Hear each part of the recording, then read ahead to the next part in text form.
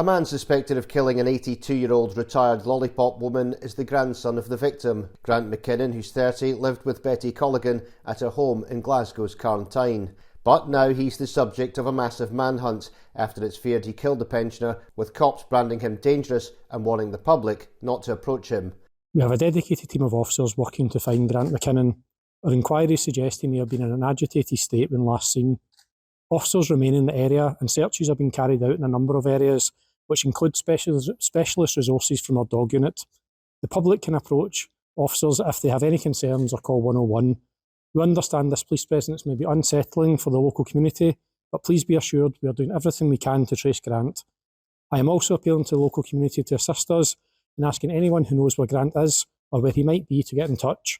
The public should not approach him, but should contact us immediately on 999, quoting incident number 0523 of Saturday the 18th of April, or call Crime Stoppers anonymously on 0800 555 111. Shocked neighbours told how they suspected an incident happened within the semi-detached home before Betty ran out for help at around 4 a.m. on Saturday. Betty, who previously worked in the railway industry, was found fatally injured outside the property in the city's Carntyne roads by a passer-by in the early hours of Saturday morning, who raised the alarm. Police and ambulance crews swarmed the scene, but she could not be saved.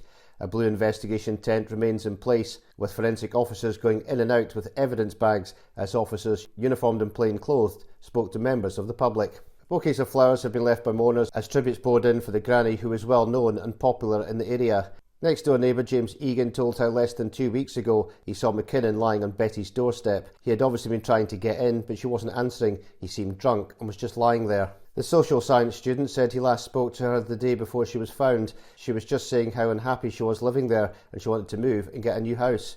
On the discovery of her body, James added, she must have run out of her gate and tried to run up the street for help. She was found lying on the pavement, just up from her house. Floral tributes were laid outside the property. One colourful bunch had a tribute note reading, "Rest in peace, Betty, a lollipop woman who served the community, a lovely woman who deserved more." Neighbour Jim Morrison said Betty was well loved around here. She lived alone until her grandson moved in. He had issues with drugs apparently. I heard something happened in the house and she ran out to try and get help. Another grieving pal told how her death was especially tragic for the extended family, since Betty's husband, 2 of her daughters and her brother-in-law had all passed away in recent years. And around 5 years ago, Betty was injured after being knocked over in a hit and run while on duty as a lollipop lady. Detectives are now focusing on finding shaven-head McKinnon, who's 30, who's described as white, 6 foot tall and slim. He was last seen wearing a black jacket with red hood or lining, plus blue jeans.